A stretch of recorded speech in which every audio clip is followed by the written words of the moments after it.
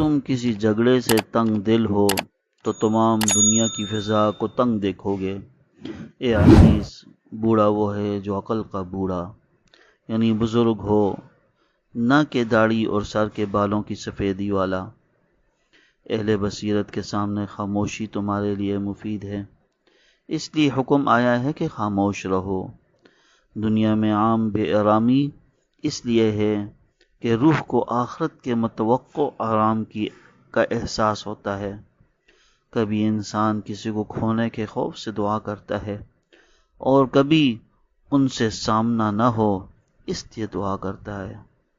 خود شناسی بہت اہم ہے، لیکن زیادہ تر لوگ خود شناس نہیں ہوتے، وہ لوگوں کے طے کردہ معیارات سے خود کو تولتے ہیں۔